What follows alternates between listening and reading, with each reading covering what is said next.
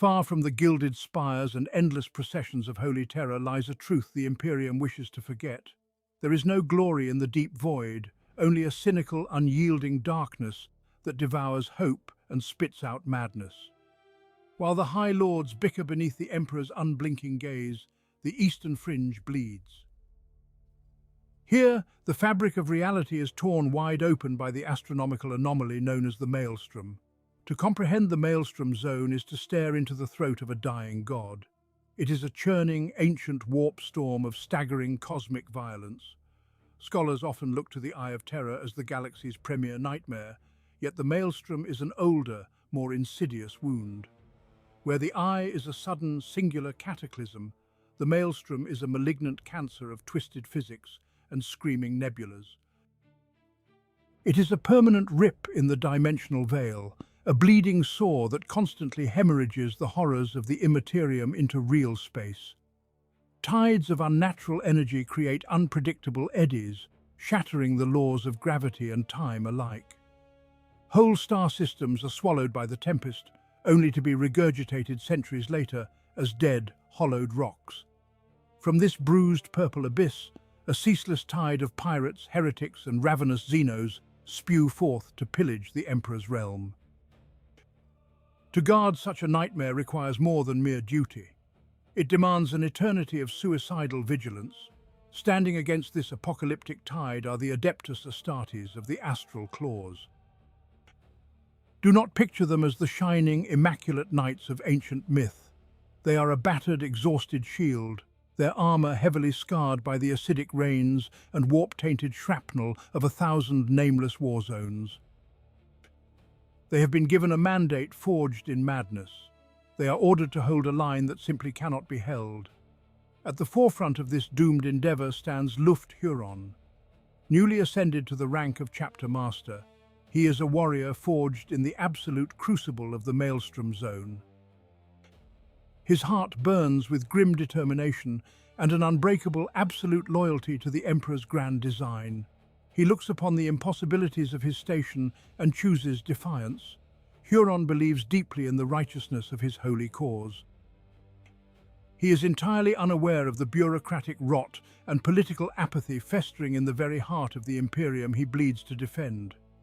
The warders of the Maelstrom face a war unlike any other fought by the sons of the Primarchs.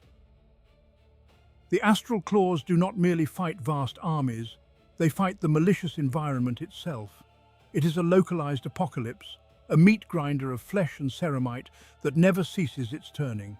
Every victory is immediately drowned out by a dozen new incursions pouring from the anomaly. Every world saved is but a temporary respite before the next wave of abominations washes over the defensive cordon. To stand upon the edge of the abyss is to know the true, terrible price of survival. Chapter 2. The Attrition of Loyalty. In the merciless calculus of the Imperium, heroism is never rewarded with reprieve. It is rewarded only with a higher body count. To stand as the bulwark against the Maelstrom is to invite a relentless, grinding attrition that cares nothing for honor or valor. The Astral Claws were deployed constantly across 1,000 dying worlds. They executed brutal boarding actions against the hulking scrap vessels of orc freebooters. They purged the labyrinthine asteroid bases of chaotic corsairs. They held the crumbling battlements in desperate defensive sieges that lasted for bloody solar months. Yet for every victory they secured, the logistical reality of their war effort grew ever more dire. Viewed through a cold, statistical lens, the chapter was bleeding to death. Blessed ceramite armor was degrading into patchwork scrap, irreparably damaged by esoteric weaponry. Holy bolter shells were heavily rationed, forcing battle brothers into vicious melee combat just to conserve their dwindling munitions. Most damning of all, these transhuman warriors were dying far faster than their apothecaries could harvest their precious gene seed. To comprehend this tragedy, one must understand the sacred and fragile biology of the Adeptus Astartes. The Adeptus Astartes do not replenish their ranks through the natural procreation of mortal men. Its survival relies entirely upon the cultivation of gene seed, the genetic legacy of their Primarch. 19 specialized organs must be surgically implanted into an adolescent aspirant over several agonizing years. The failure rate is catastrophic. Aspirants routinely perish as their bodies reject the os modula or the biscopea. Even if a neophyte survives the brutal trials and the horrific biological augmentation, the chapter only reaps a return on this investment through the progenoid glands. These twin organs mature within the chest and neck of a space marine, absorbing the genetic material of the other implants. They are the singular future of the chapter. If a battle brother falls and his progenoids are destroyed or left unharvested, that future is erased forever. In the nightmarish gravity wells and cursed radiation fields of the Maelstrom Zone, this biological thread was actively snapping. Corpses were lost to the void. Progenoids were irradiated beyond use or corrupted by the taint of the warp. Despite this terminal decline, the Astral Claws remained intensely proud. They viewed themselves as the unsung saviors of the sector, bleeding in the dark so that the ungrateful billions of the Imperium might live in the light.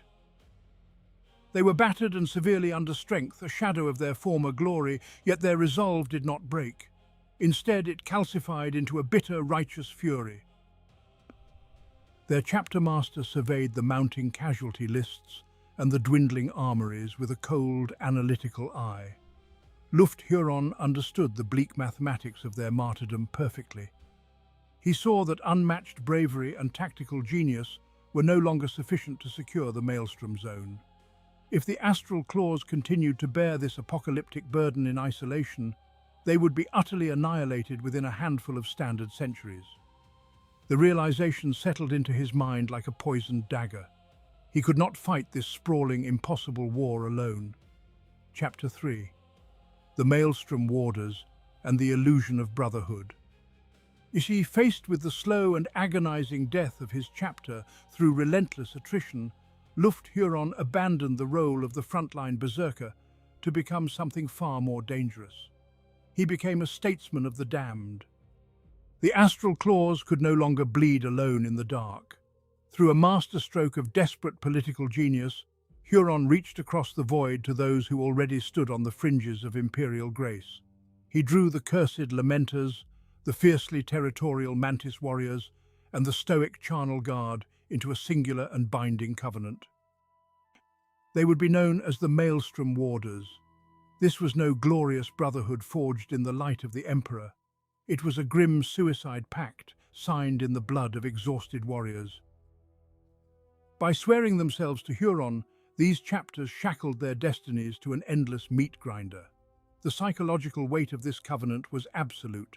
It forced these proud Adeptus Astartes to trade their sacred autonomy for a shared and grinding doom. The Lamenters and Mantis warriors were drawn inextricably into Huron's charismatic gravity, blinded by his unshakable conviction and their own tragic sense of duty. To grasp the true danger of this unification, one must understand the paranoia that forms the bedrock of the Imperium.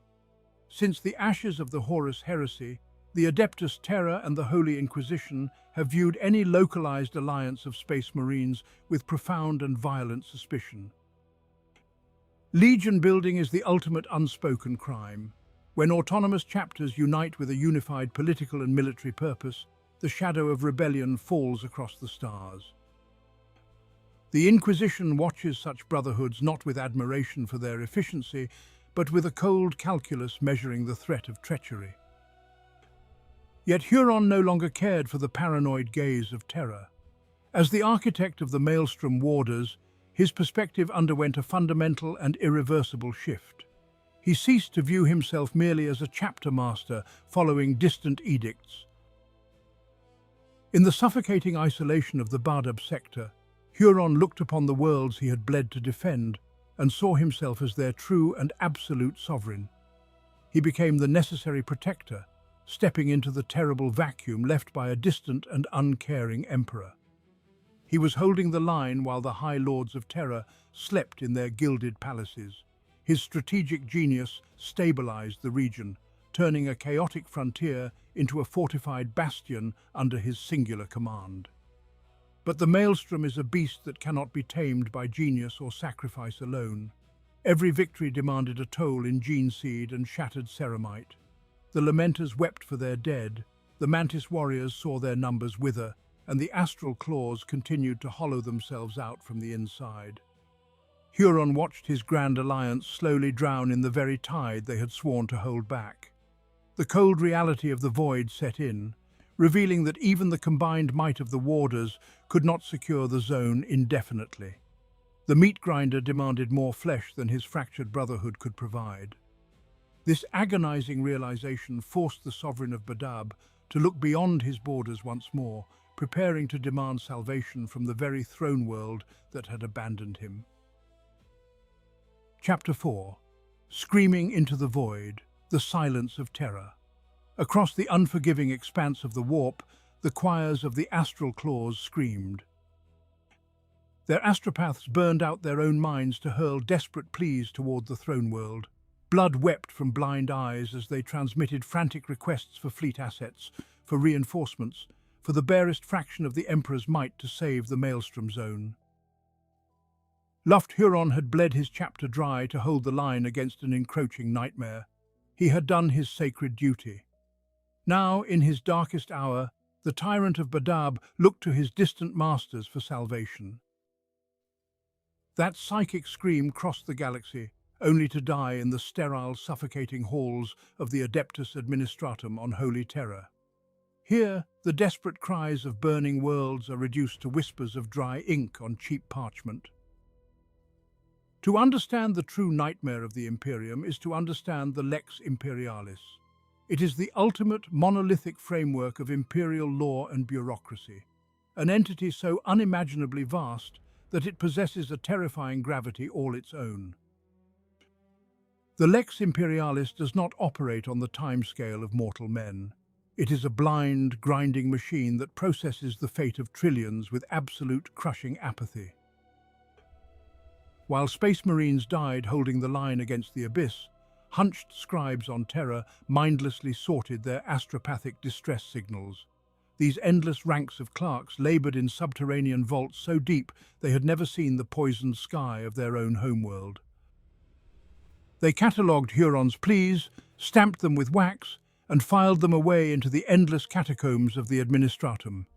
A petition for aid can take centuries to be read, drawn from the archives long after the world it concerns has burned to ash, and the petitioners themselves have turned to dust. This is the silent horror of the Imperium.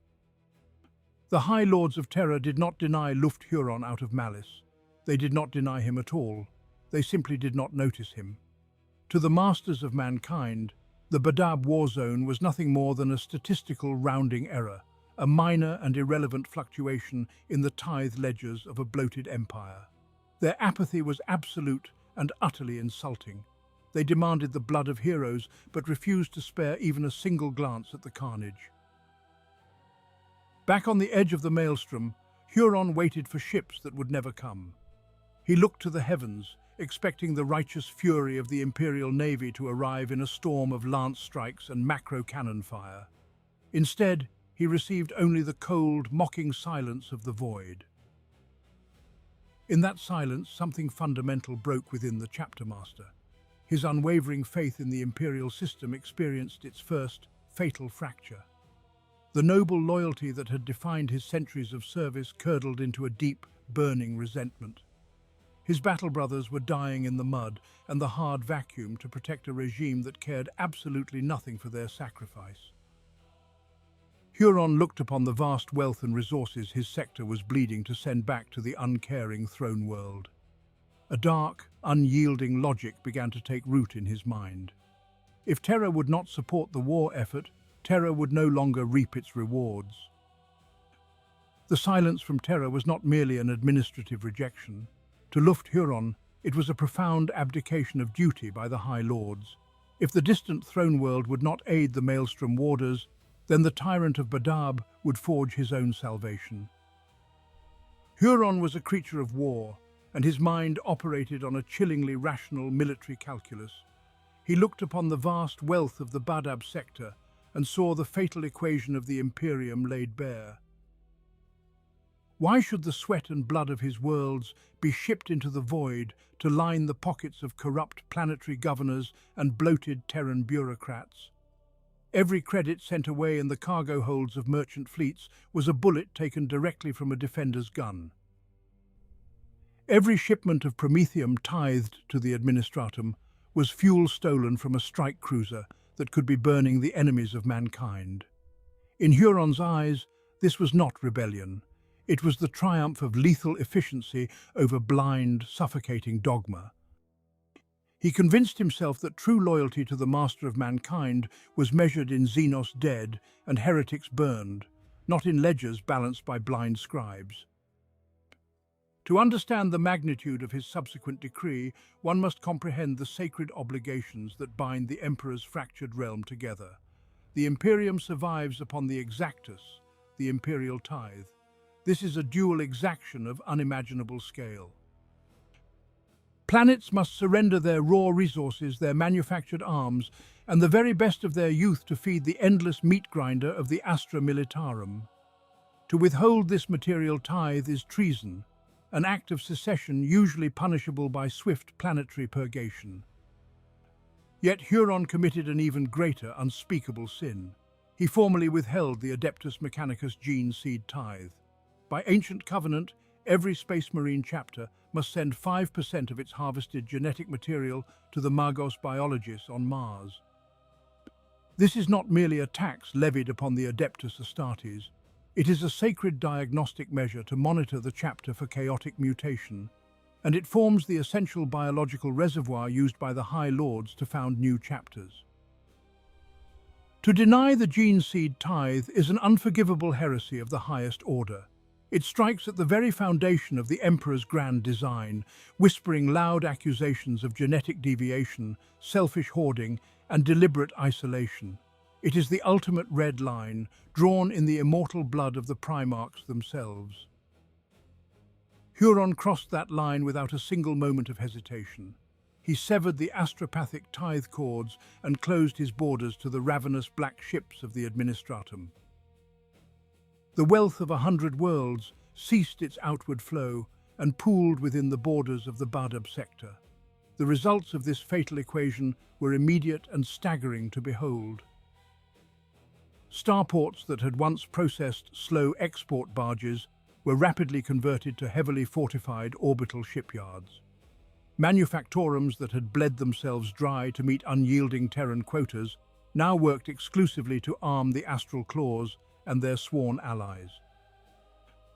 Raw ore was smelted into thick adamantium plating, and fresh generations of sector-born youth were pressed into a rapidly expanding, highly trained defense force.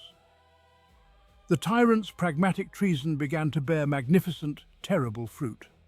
Badab was transforming from a struggling frontier outpost into an impregnable, self-sustaining fortress of iron and defiance. Chapter 6. The Tyrant's Legion, a heresy of efficiency. The tithes of the Maelstrom Zone ceased to flow to Terra, but they did not vanish into the void. Instead, they were poured into the crucible of the Badab sector and forged into pure, unyielding military might. Lufgt Huron funneled the vast, stolen wealth of 100 worlds into a monumental campaign of hyper-militarization. Under his draconian edicts, Badab was transformed from a neglected frontier into an impregnable fortress system. Every macro forge, every promethium refinery, and every teeming hive spire was repurposed to feed a singular, all-consuming vision of total war.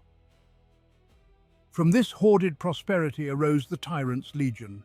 It was a staggering consolidation of martial power that defied every standard doctrine of the Imperium. Planetary defense forces, localized void militias, and system monitors were systematically stripped of their civilian commanders. They were bound together into a massive, heavily integrated fighting force, completely subservient to the Adeptus Astartes. At the head of this colossal war machine stood the Astral Claws. They were no longer mere protectors of the realm, but god-kings striding amongst a deeply militarized and fiercely loyal mortal populace.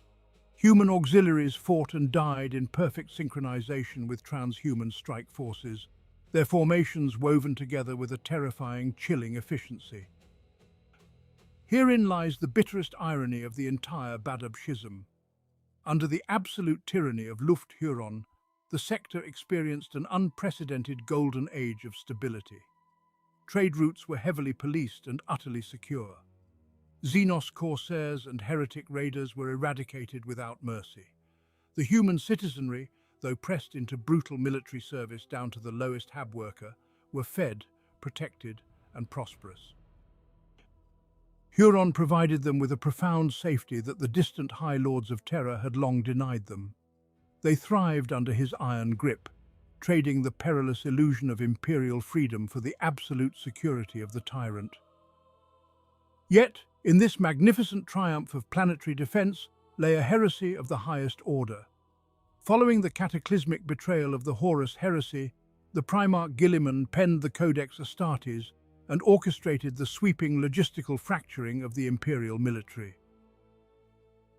Guilliman decreed that never again would a single commander wield the unmatched, superhuman shock assault of the Space Marines alongside the endless, grinding manpower of the mortal Imperial army.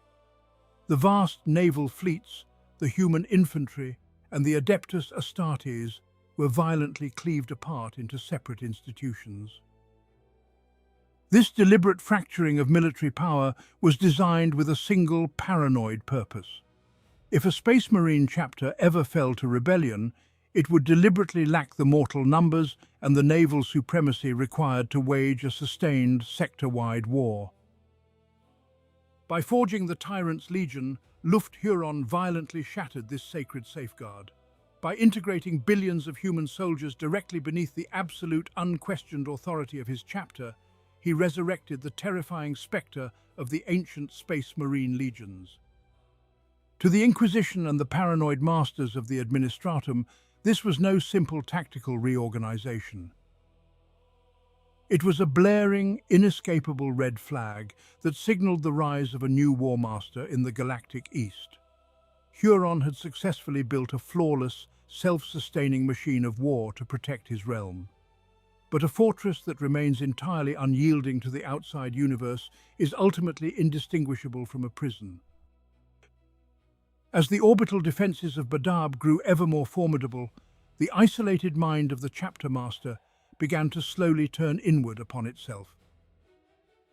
Chapter 7. The Paranoia of the Sovereign. The walls of Badab Primaris grew impossibly thick, but they were nothing compared to the absolute fortress erected within the mind of Lufgt Huron. Isolation is a slow and insidious poison. It seeps into the soul of a commander, transforming righteous vigilance into a festering, all-consuming paranoia. Huron no longer saw himself merely as a chapter master, the sworn shield of the Maelstrom Zone. He had elevated himself to the undisputed sovereign of a realm under siege from both the Xenos without and the bureaucrat within. In the sprawling and infinitely complex tapestry of the Imperium, a delicate political balance is maintained by ancient decree. Planetary governors are granted the secular right to rule, to extract the vast wealth of their worlds, and to govern the teeming masses in the Emperor's name. The Adeptus Astartes, by stark contrast, are forged to be weapons. They are angels of death, deliberately set apart from the mundane ledgers and political machinations of civil governance. When a Space Marine usurps direct secular control, he violates the foundational doctrine of the Lex Imperialis, stirring the darkest, most ancient nightmares of the Imperium. A warrior is created to serve the Golden Throne, never to sit upon a throne of his own making. Yet Huron claimed the throne of Badab, and his court within the Palace of Thorns grew unimaginably cold. Martial law utterly consumed and digested civil governance. The great vaulted halls, once filled with the endless bickering of highborn lords and trade barons, fell deathly silent under the unblinking gaze of fully armoured giants. Huron demanded absolute, unquestioning obedience from every soul within his reach. To speak of the Administratum, or to even whisper of standard imperial law, was to invite the sudden wrath of a tyrant. He viewed any lingering loyalty to distant Terra as a profound personal betrayal, an insult against the very blood his warriors had shed to keep the sector breathing. Dissenting planetary governors across the neighboring systems quickly learned the true, horrific cost of defiance. Those who hesitated to swear absolute fealty to the chapter master were violently ripped from their estates and dragged into the Palace of Thorns in heavy iron chains. Huron offered neither trial nor mercy to these perceived traitors. Summary executions became the grim new currency of his regime.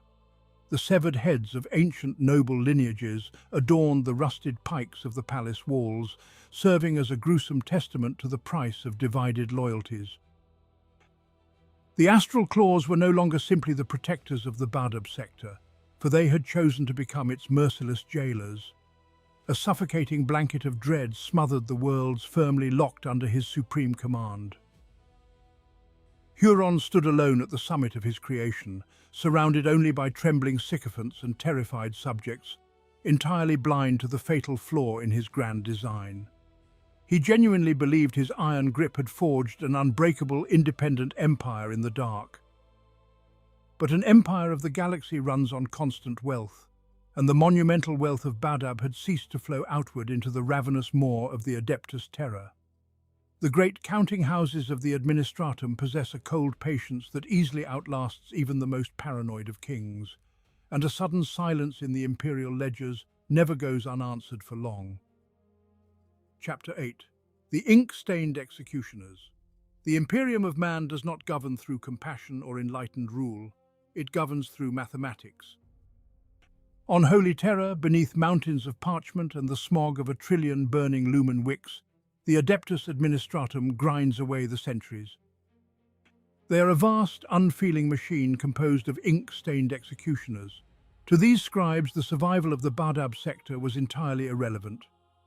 Lufgt Huron had bled his chapter dry to hold back the horrors of the Maelstrom, yet his monumental strategic triumphs registered as absolutely nothing in the lightless vaults of the throne world. The Imperium did not realize that Badab was slipping from its grasp because of a brilliant military secession. They noticed because a single column in an endless ledger failed to balance. The gene seed was absent. The adamantium quotas were unfulfilled. To the Lords of Terra, Huron was not a visionary sovereign or a tragic heretic. He was merely a defaulting debtor, a statistical anomaly failing the imperial tithe. A deficit of this magnitude could not be ignored by the machine. The Departamento Munitorum demands absolute compliance, possessing a remorseless exactitude that borders on the divine. When a world or a sector fails to provide its required tribute, the machinery of retribution is activated instantly. This punishment does not arrive in the form of golden crusaders or glorious armadas. It arrives as the imperial tithe fleets. These immense flotillas are little more than parasitic collection agencies, bloated with macro transports and heavily armed escort cruisers. They operate with total legal immunity, granted the unquestionable authority by the High Lords to strip a planet down to its bedrock. If a world cannot pay in manufactured goods or rare minerals, the fleets will take grain. If the crops have failed, they will take water. If the oceans run dry, they will take flesh, harvesting millions of citizens for the penal legions or the slave decks of the Imperial Navy. They do not negotiate, and they do not recognize extenuating circumstances such as the constant threat of Xenos raiders. To a recovering patient like the Badab sector, struggling to heal from generations of relentless warfare, the arrival of a tithe fleet is a guaranteed death sentence. They come only to bleed the wounded patient dry to satisfy the bottomless hunger of the wider Imperium.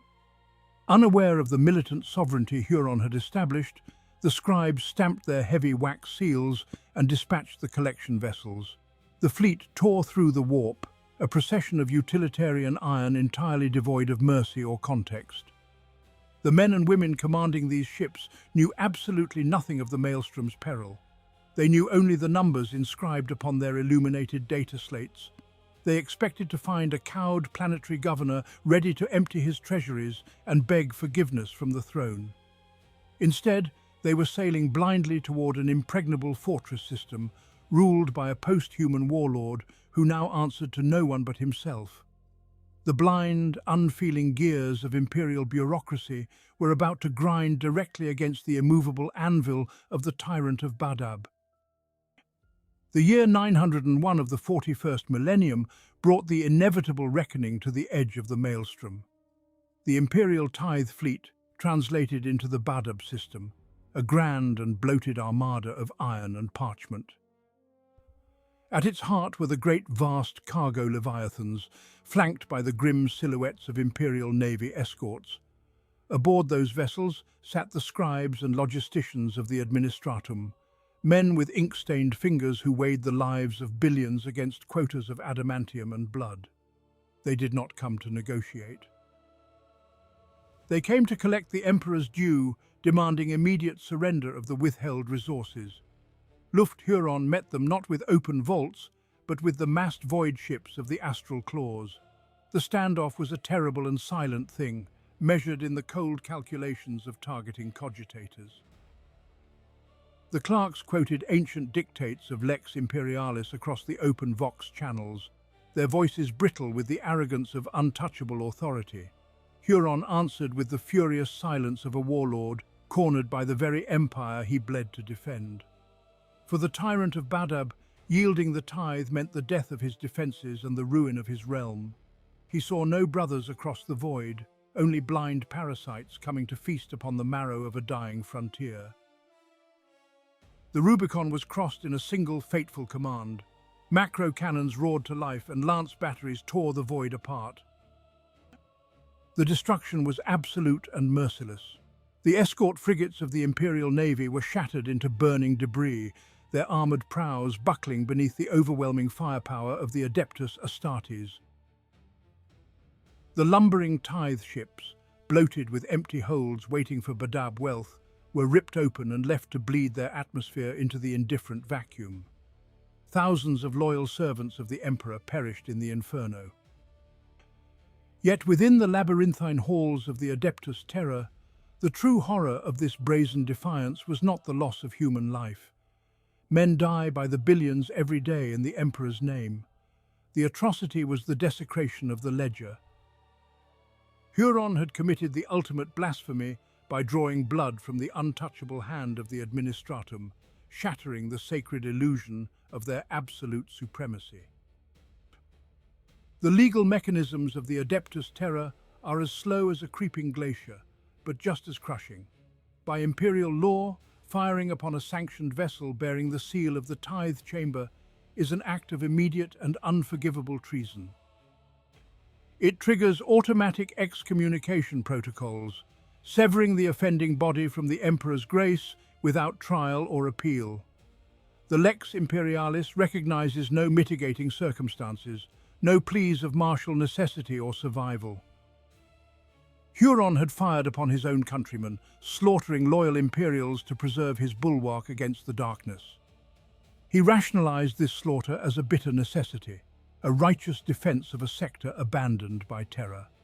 The High Lords saw only a rabid dog that had finally bitten its master.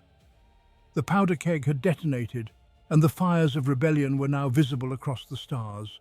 The response of the Administratum would not be immediate military retribution, for the bureaucracy knows a far more agonizing method of execution. Chapter 10. The Weaponization of Paperwork. The flames of the ruined tithe fleet had barely cooled in the void before the true wrath of Terra descended. It did not arrive upon the fiery contrails of drop pods, nor in the deafening roar of bombardment cannons. The Adeptus Administratum does not immediately answer defiance with the sword, it answers with the quill. Lufgt Huron had struck at the material wealth of the Imperium, and in return the High Lords sought to erase the Badab sector from existence. It began with a single drop of ink upon a decree of excommunication. Within standard days, that ink became a suffocating shroud drawn tightly over the Maelstrom Zone. Astropathic choirs across the segmentum obscurus were legally commanded to deafen themselves to the cries of Badab. Imperial decrees flooded the warp with bureaucratic static, jamming any desperate pleas for aid or parley. Institutional warfare is a cold and bloodless horror. It is the claustrophobic terror of being systematically unmade by ledgers and mandates. To understand this weaponized paperwork is to understand the fragile lifeblood of the Imperium. The galaxy is vast and unforgiving, bound together only by the immense merchant fleets of the Chartist captains and the mutant sight of the navis nobilitae. The Chartist captains hold absolute monopolies on the void lanes, commanding ancient vessels the size of hive cities that ferry the very sustenance of worlds. The navigators of the navis nobilitae are the only souls capable of piercing the nightmare of the warp to guide these leviathans. When the Administratum declares a sector sanctioned, these two ancient pillars of commerce simply turn their backs. To be excommunicated by the Administratum means immediate, total void isolation. No macro galleons arrived to deliver the vital grain harvests of distant agri-worlds. No shielded fuel barges came to feed the hungry plasma reactors of Badab Primaris. The ink of an unseen scribe on Terra proved far deadlier than the rusted blade of an orc warlord. Without external trade, the billions of souls residing in the Badab sector began to starve. Rationing turned into brutal deprivation, and deprivation devolved into feral riots beneath the darkened hive spires. Forges ceased their churning as raw materials were completely exhausted. The citizens of Badab were suffocating, trapped in a grand, invisible cage built from millions of wax-sealed documents. Huron had spent centuries fortifying his realm against external invasion, forging a military powerhouse capable of holding back the nightmarish horrors of the Maelstrom. Yet as his loyal subjects wasted away, the Tyrant of Badab realized his formidable armadas and gene-forged warriors were entirely useless. A space marine cannot shoot a trade embargo, a chainsword cannot sever a bureaucratic sanction. His mighty Astartes could only stand vigil as the economic strangulation bled their worlds dry. The bureaucratic noose was pulled taut, yet the Administratum was merely the first phase of imperial retribution. The scribes had starved the beast to pave the way for a far darker instrument of the Emperor's will. Where the ledgers of the Adeptus Terra end, the violent scrutiny of the Holy Orders begins. The silence of the starved void was about to be broken by the cold gaze of the Inquisition. Chapter 11. Enter the Inquisition and the Firehawks. The patience of Terra is a finite resource, measured out in blood and unpaid tithes. When the ledger of the Maelstrom Zone ran deep into the red, the High Lords did not send diplomats. They sent the Inquisition, and with them came the Firehawks. To understand the tragedy of the Badab War is to understand the bitter contrast between those who built the Maelstrom warders and those sent to break them. Lufgt Huron and his Astral Claws were purely pragmatic. They were bleeding themselves dry to defend an ungrateful Imperium, their armor scarred by decades of unending piracy and horror. The Firehawks possessed no such exhaustion. They arrived as the arrogant, dogmatic hand of imperial compliance. Their immaculate ceramite gleamed with the self-righteous certainty of the holy establishment. They looked upon the desperate Astral Claws not as brothers in arms, but as wayward servants in need of the lash. Let the archives reflect the brutal nature of the Firehawks. Long before their fleet was lost to the treacherous currents of the warp, they possessed a dark reputation. Long before whispered myths spoke of spectral warriors wreathed in cursed flames, acting as the Legion of the Damned, they were already a nightmare of uncompromising brutality. Their history was one of total subjugation. They were a chapter that answered rebellion with absolute, scorched earth annihilation. They did not understand nuance. They did not care for the logistical starvation the warders had endured for centuries. They cared only for the mandate of Terra and the absolute authority of the Inquisition. Under the dark gaze of the Holy Ordos, the Firehawks began to patrol the very borders the warders had sworn to protect. These actions were not objective investigations. They were deliberate, arrogant provocations. Firehawk strike cruisers pushed deep into sovereign territories. They demanded total compliance, boarding void ships, and treating the sworn defenders of the sector as mere traitors awaiting the executioner. The Maelstrom Zone was a powder keg of resentment. The Inquisition had casually tossed a lit torch into its centre. It was not the Astral Claws who first took the bait, but the Mantis warriors.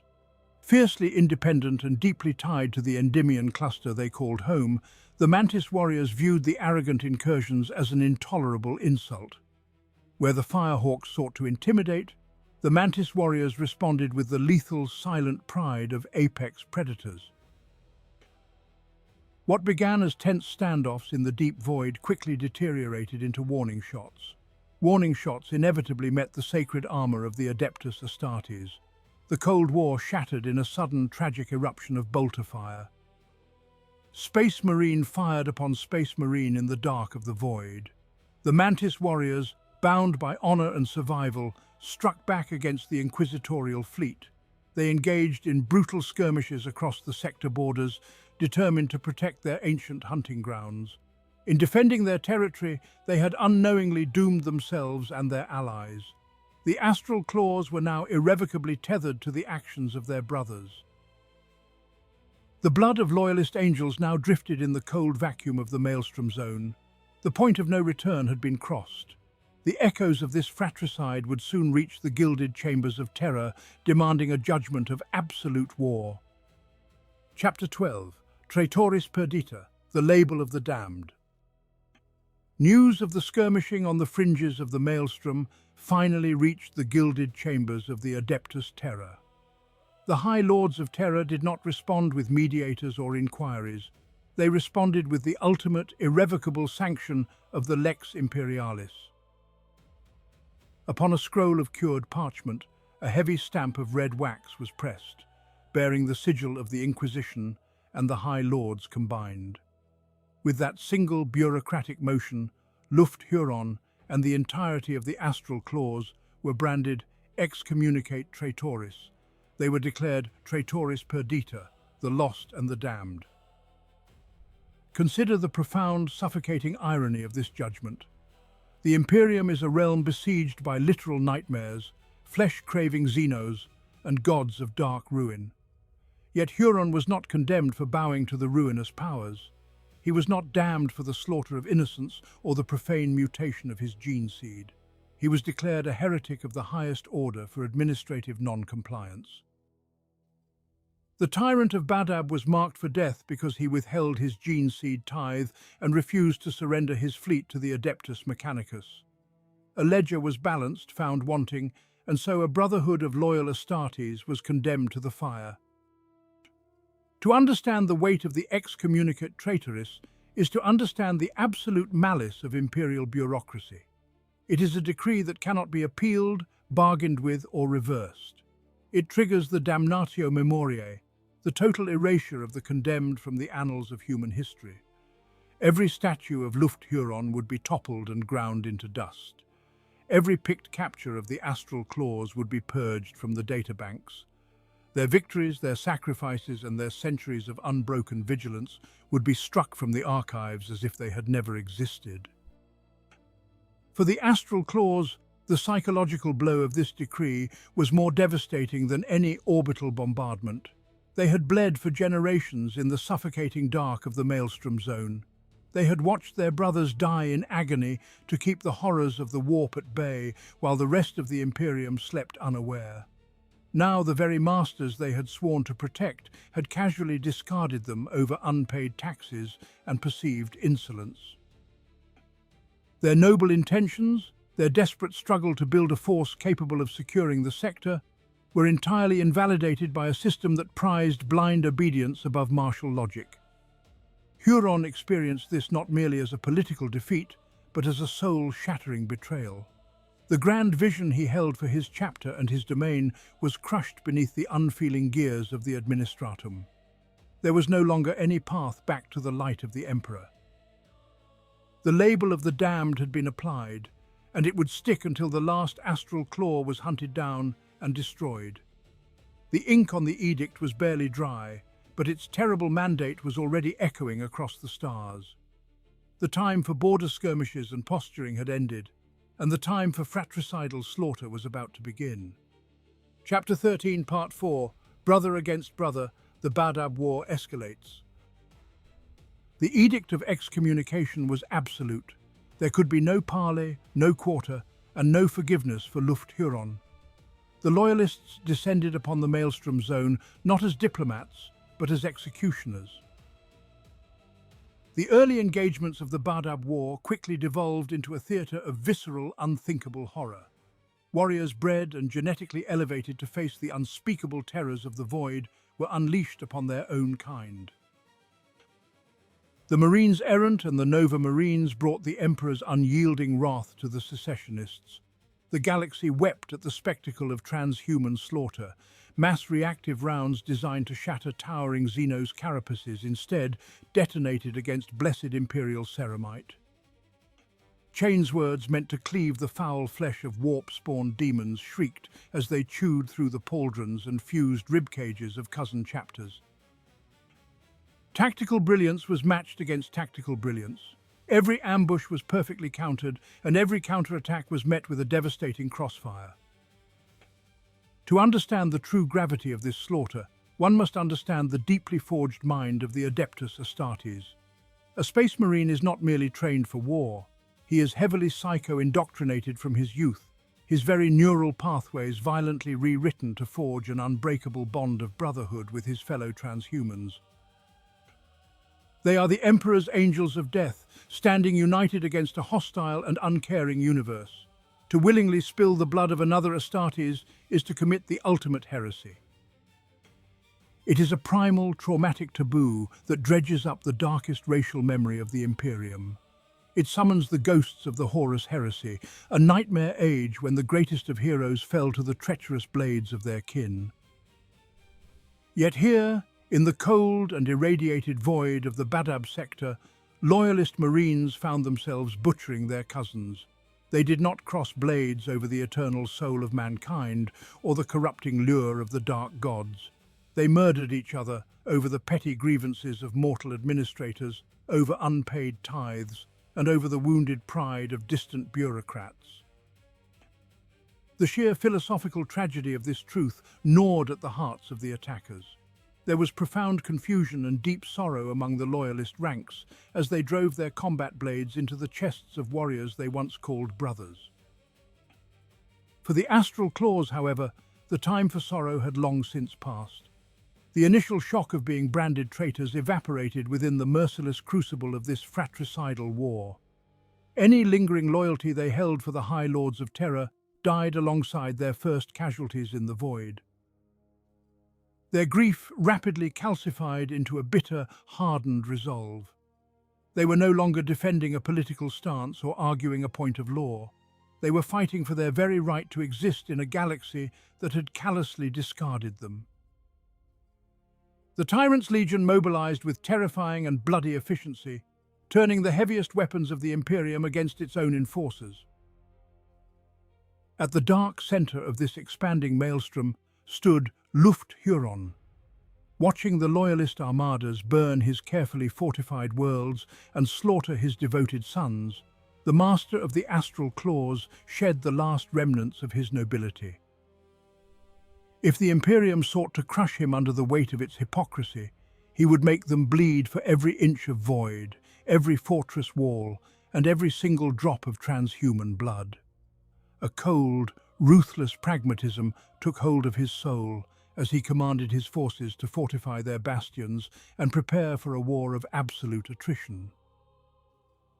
Chapter 14: The Siege Mindset and the Death of Nobility. The anvil of war breaks more than just bodies, it shatters the very soul of a commander.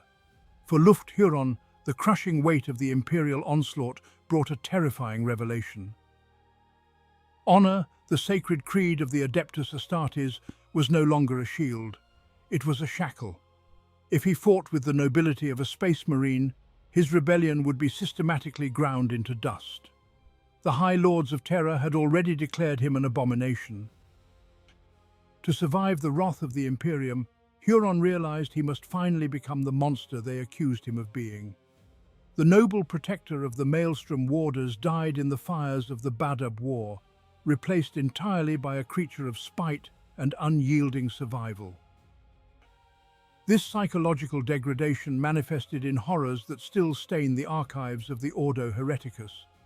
Under his direct command, the auxiliary forces known as the Tyrant's Legion abandoned all pretenses of martial virtue. Huron weaponized the very populations he had sworn to defend. Millions of frightened, starving civilians were herded into the slaughter pits of the front line, used as ablative meat shields to drain the ammunition of loyalist forces. When conventional warfare failed to stem the tide, Huron authorized the use of forbidden void weaponry. Ancient phosphex payloads and terrifying rad munitions rained down upon contested hive cities, reducing millions of innocents to radioactive ash and screaming shadows. Terra became his primary currency. Loyalist supply worlds were subjected to systemic starvation and orbital bombardment, their populations utterly annihilated simply to deny the enemy a staging ground. It is here we must understand the evolution of a name. The title, Tyrant of Badab, was not born in the Maelstrom. It was originally coined by the propagandists of the Adeptus Terra, broadcast across the segmentum as a calculated insult meant to strip Huron of his honor and isolate his allies. Yet, in a stroke of grim brilliance, Huron stripped the insult of its venom by claiming it for himself. He adopted the mantle of the tyrant with defiant pride. Where the Imperium intended to mock him, Huron used the title to project unassailable strength and absolute ruthlessness. He wore the name like a crown of iron, signaling to both friend and foe that his will was absolute and his mercy was non-existent. The man who once sought to secure the Emperor's realm had devolved into a warlord willing to burn it all down to ensure his own survival. Every atrocity committed by the Astral Claws and their mortal thralls was a calculated message sent into the void. Huron demanded the galaxy recognize the terrible cost of crossing him. But in his descent into pure savagery, he fundamentally misunderstood the nature of the Imperium. Monstrous acts do not compel the High Lords to surrender. Such brazen heresy merely demands a proportional response. By shedding his humanity and embracing the tactics of terror, the Tyrant of Badab ensured the deployment of a fury far greater than any standard military retaliation. He had made himself a monster, and in doing so, he summoned the Emperor's most brutal and specialized executioners to the Badab sector. Chapter 15. The Imperium's Monsters, Minotaurs and Carcharodons. Lufgt Huron had waged his war with the ruthless genius of a sovereign who believed he could outbleed the monolithic state he had forsaken. He was mistaken. The High Lords of Terra do not answer defiance with noble champions. They answer it with monsters. To break the deadlock of the Badab War, the Imperium slipped the bureaucratic leashes from its most feral, state-sanctioned predators. Into the suffocating darkness of the Maelstrom Zone sailed the Minotaurs and the Carcharodons Astra. These were no gleaming knights of myth. They were butchers, bred for the sole purpose of exterminating their own cousins. The Minotaurs descended upon the Lamenters with the calculated wrath of an executioner's blade. Clad in burnished bronze, they were the personal attack dogs of the High Lords, uniquely specialized in the systematic slaughter of rogue Astartes. They did not seek honorable engagement. They sought obliteration. Every tactical clash against the Lamenters was an exercise in overwhelming force and bureaucratic cruelty. The melancholy sons of Sanguinius, burdened by their cursed luck, found no glorious last stands against the Minotaurs. They found only the grinding gears of an imperial apparatus designed to crush their spirit and shatter their fleets in the void. While the Minotaurs functioned as the heavy, blunt instrument of Terran authority, the forces deployed against the Mantis warriors represented a far older, darker terror. The Carcharodons Astra emerged from the deep void like phantoms of a forgotten epoch. These pale, silent exiles carried the unfeeling savagery of the pre-heresy era into the fading light of the 41st millennium. They were apex predators cast out into the outer dark, summoned back to tear the throat out of the secession. Where the Astral Claws clung to delusions of fallen nobility, the Carcharodons offered only the cold, mechanical butchery of the deep ocean. They ravaged the worlds of the Endymion cluster without mercy or hesitation. Entire planetary populations were subjugated or harvested in bloody tithes to fuel their relentless war machine. The Mantis warriors, masters of ambush and guerrilla warfare, found themselves hunted by a terror that felt no fear, registered no fatigue, and offered no quarter. This is the grim reality of the Emperor's realm. The Imperium is not maintained by the purity of its ideals or the righteousness of its cause. It is sustained by the horrific violence of madmen and murderers kept in reserve for the darkest hours. And faced with this absolute, uncaring annihilation, the Grand Secessionist Alliance began to rot from the outside in. The warders of the Maelstrom were breaking under a pressure they could not comprehend. The Lamenters and the Mantis warriors were bleeding out on 100 shattered worlds, their noble intentions entirely eclipsed by the raw savagery of the true Imperium. Huron stood upon the precipice, watching the fire consume his allies, realizing too late that his sovereign realm was about to be isolated, cornered, and devoured. Chapter 16. The Breaking of the Warders. The grand alliance of the Tyrant did not shatter in a single glorious climax, but bled out across the cold void in a series of heartbreaking tragedies. The Loyalist retribution had arrived with the fury of a dying star. The brutal executioners of the High Lords, the Minotaurs and the Carcharodons, tore through the secessionist lines with a savagery that defied reason. The warders of the Maelstrom were broken piece by piece. Nowhere was this tragedy more bitter than in the fall of the Lamenters. They were a chapter plagued since their very inception by terrible luck and a dark, unspoken curse. Their only crime was a fatal flaw of honor. They had sworn an ancient oath of brotherhood to the Astral Claws, binding themselves to a charismatic traitor out of a misplaced sense of loyalty. For this noble virtue, they paid the ultimate price. In the deep void, the brutal Minotaurs ambushed the Lamenter's fleet. It was not a battle, but a systematic execution. The gilded fleet of the Minotaurs mercilessly pounded the melancholic warriors into submission, matching their desperate bravery with cold, overwhelming violence. Shattered, bleeding, and decimated beyond any hope of recovery, the Lamenters were forced into the ultimate humiliation. They surrendered. For a chapter that had bled so selflessly for the Imperium in its darkest hours, to kneel in disgrace was a fate far worse than annihilation. The Mantis warriors fared little better. Hunted through the dense jungles and ash wastes of their own sovereign worlds, their guerrilla mastery proved useless against the relentless attrition of the Loyalist crusade.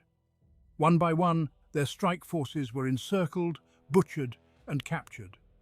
The proud defenders of the Endymion cluster were systematically eradicated, leaving the secessionist flanks entirely exposed to the wrath of the Emperor.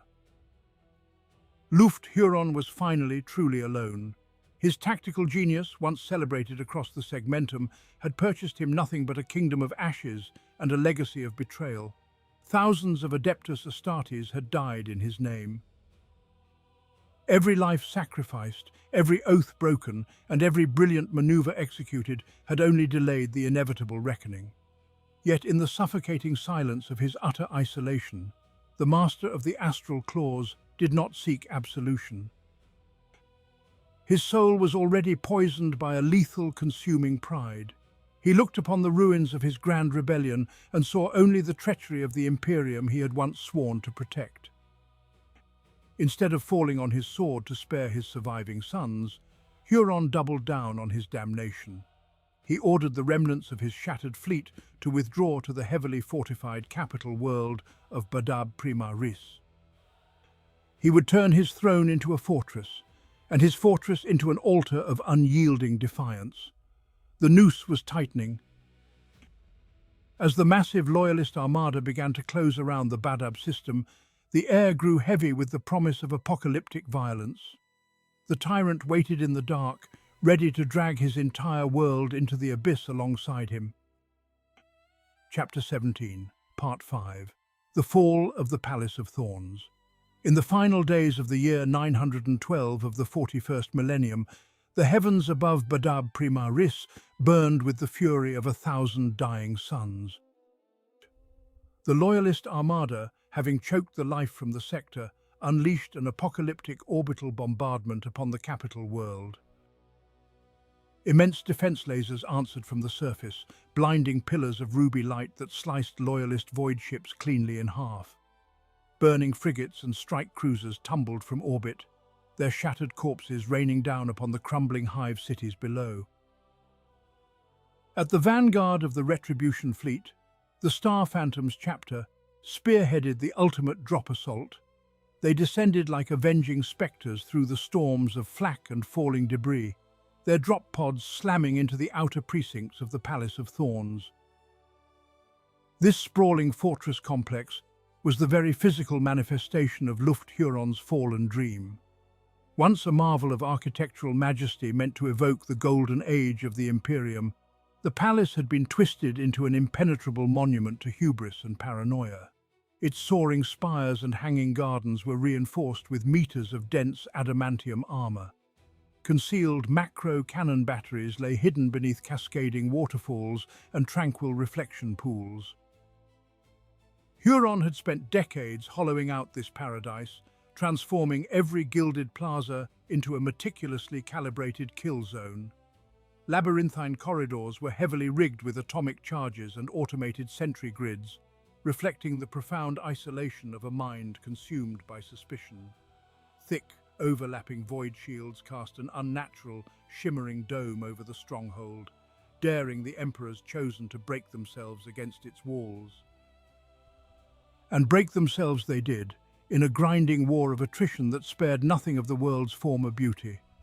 As the outer shields finally collapsed under the weight of unrelenting lance strikes, the Star Phantoms breached the inner walls, bringing the wrath of Terra directly to the Tyrant's doorstep. The shattered paradise became an abattoir of unimaginable scale. Within the grand halls and ruined promenades, the surviving Astral Claws fought with a suicidal, terrifying frenzy. Stripped of all hope and pride, they knew with absolute certainty that no quarter would be offered, and they granted none in return. Astartes tore into their former brothers in bitter, blood-soaked, room-to-room slaughter. Bolter shells detonated amidst the rubble of Huron's utopian vision, while roaring chainswords shattered priceless ancient statuary. The beautiful gardens of Badab burned to ash, their soil choked by promethium fires and fertilized by the blood of transhuman demigods. Every corridor claimed by the Star Phantoms was paid for in corpses. The sheer scale of the devastation defied mortal comprehension, a catastrophic end to a rebellion that had torn a sector apart. The Loyalist forces ground the remaining defenders down into the bedrock of the world, pushing relentlessly toward the deepest sanctums of the fortress. The empire of the Maelstrom was collapsing in a symphony of spectacular violence and apocalyptic fire.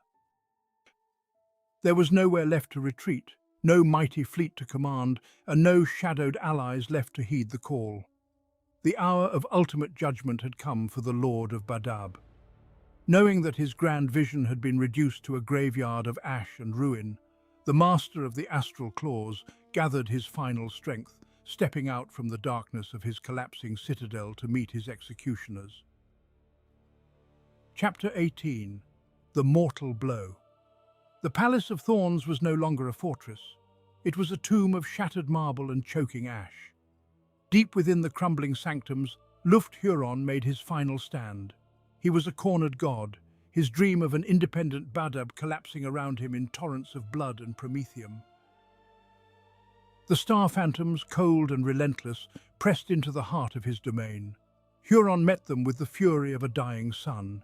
He carved through their ranks, his lightning claw reaping a bloody toll among his Loyalist cousins. But vengeance had arrived in the form of Captain Zrukel Androcles. The Star Phantom captain did not seek an honorable duel of blades. He sought execution. Androcles leveled his combi melter and unleashed the sun's wrath upon the tyrant of Badab. To understand the terror of a melter weapon is to understand the absolute unmaking of matter. It does not merely burn. It excites molecules to a state of catastrophic thermal friction. reducing dense plasteel and hardened ceramite to bubbling, vaporous slag in a fraction of a second. A mortal man struck by such a blast simply ceases to exist. The air vanishes in a vacuum of superheated plasma, and the victim is instantly reduced to carbon shadows. Yet Lufgt Huron was no mortal man. He was a space marine, a pinnacle of genetic engineering forged by the Emperor. As the melter beam enveloped the right side of his body, his transhuman biology fought desperately against total annihilation. His Laraman cells flooded his boiling bloodstream, forming instant scar tissue to prevent him from bleeding out. His fused ribcage, the osmodular enhanced bone, cracked and blackened, but somehow protected his remaining primary organs.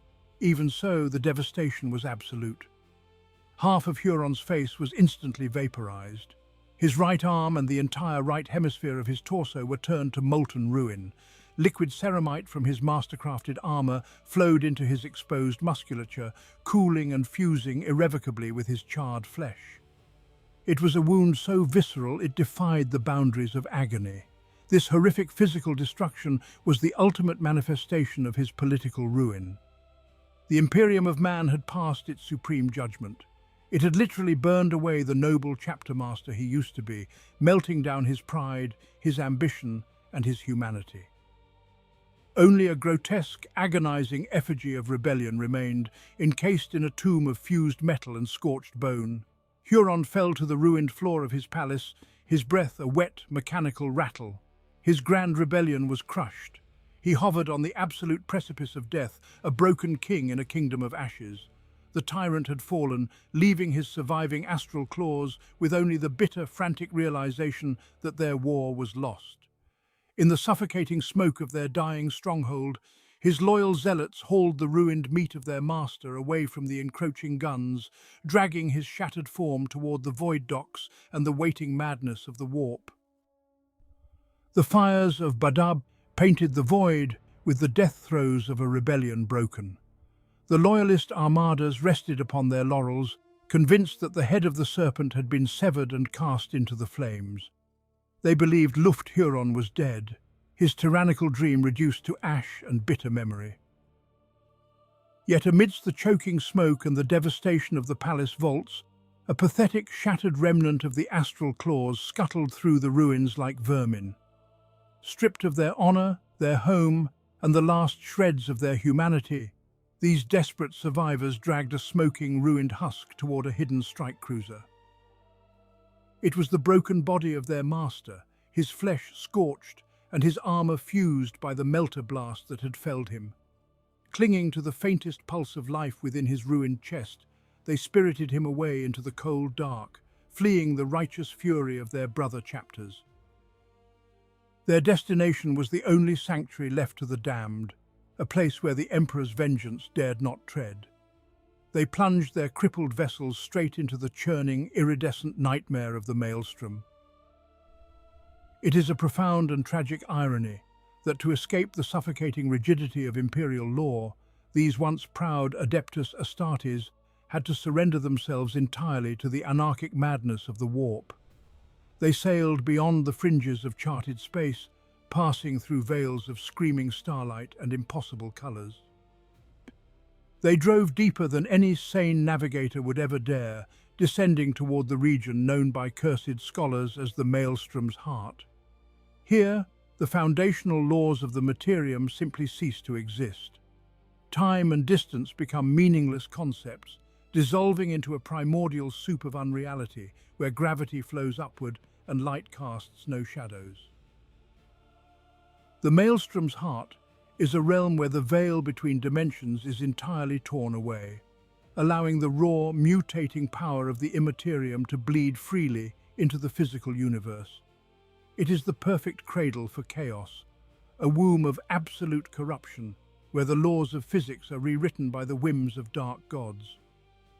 Stars are born and devoured in the blink of an eye, and the silence of the void is replaced by the eternal, deafening laughter of thirsting entities.